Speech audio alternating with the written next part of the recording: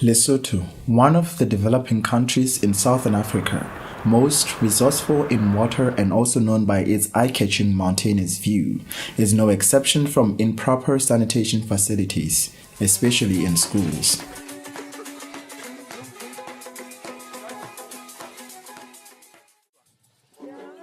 In most Lesotho schools, both in urban and peri-urban areas, access to clean and improved sanitation facilities is a major challenge which threatens many children's lives.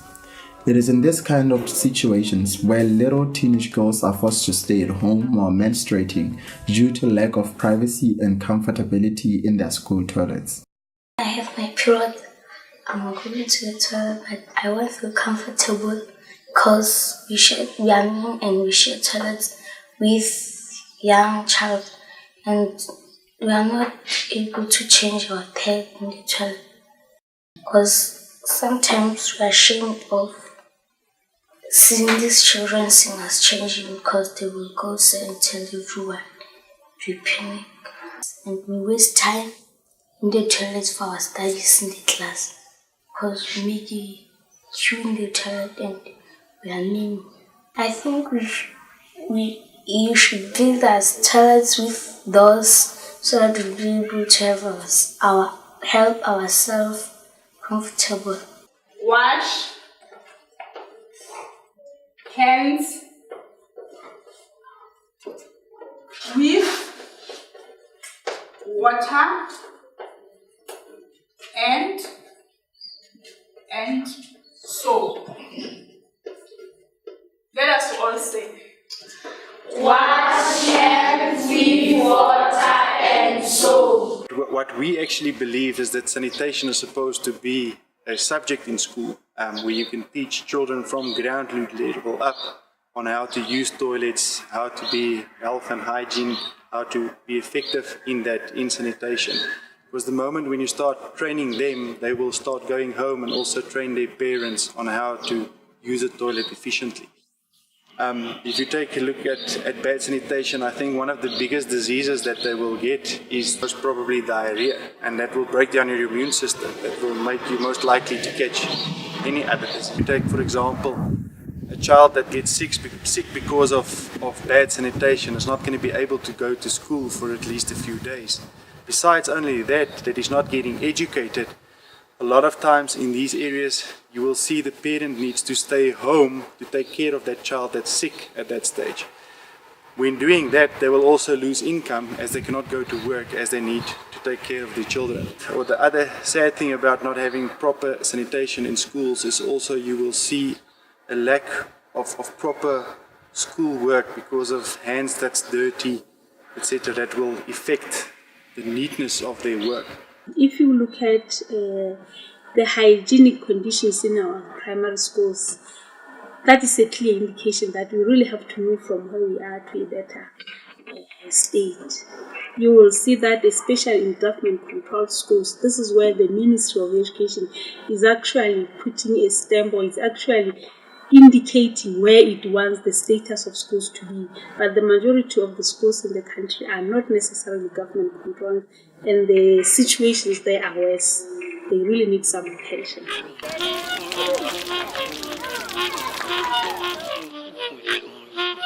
We are standing here in front of a rather old toilet block, which is not meeting the standards anymore, and probably very representative for the sanitation facilities at a lot of schools in rural areas, but also in urban areas in Lesotho, where if they have a toilet at all, it's often 20, 30 years old.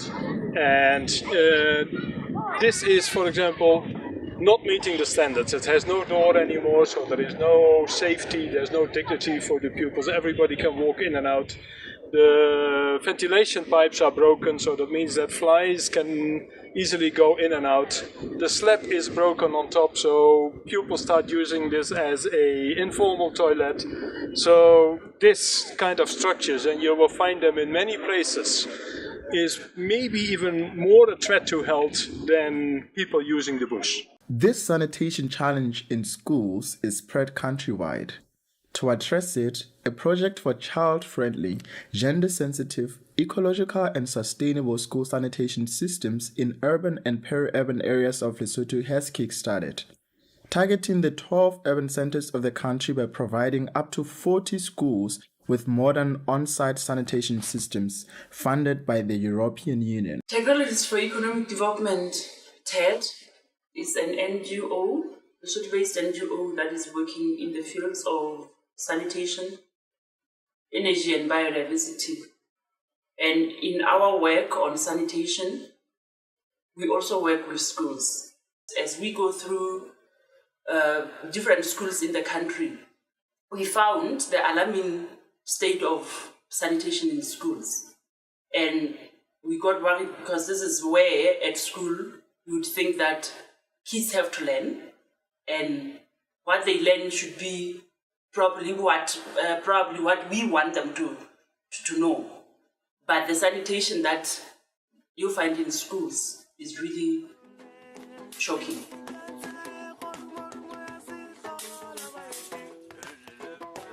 In 2011, there was a call for proposals for the African, Caribbean and Pacific EU Water Facility, the ACP-EU Water Facility, for the promotion of water and sanitation Millennium Development Goals in poor, peri-urban and urban areas in ACP countries. Technologies for Economic Development had its proposal approved for this call and is implementing a project for child-friendly, gender-sensitive, ecological and sustainable school sanitation systems in urban and peri-urban areas of Lesotho. The four aspects are supposed to child-friendly.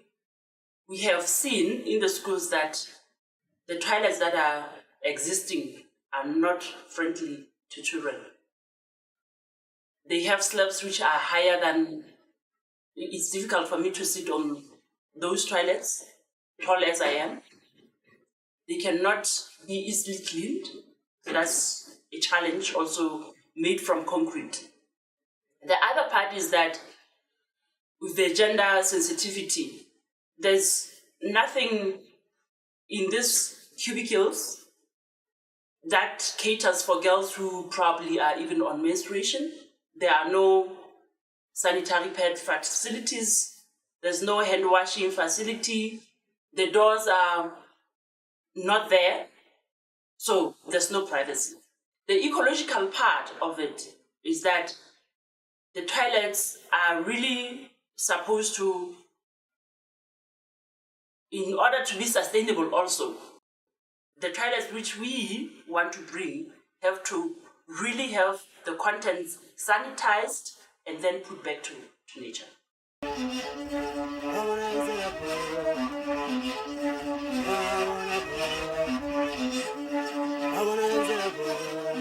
The Ministry of Education is actually the role player in this project because, assisted by TED, it is the Ministry of Education that identifies relevant stakeholders or line ministries to work with. It also identifies schools that do need assistance. It is the Ministry of Education's role to monitor the progress as it goes on. It is also the responsibility of the Ministry of Education to ensure that once the project is complete, it sustains forever schools. It is also the responsibility of the Ministry of Education to, despite the fact that TED has worked with a certain number of schools, the information has to pass to all the schools in the whole country.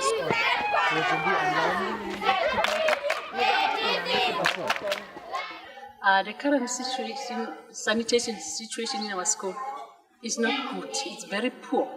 We have got a lot of pupils here at school, so the toilets are very few compared to the number of pupils that we have in this school.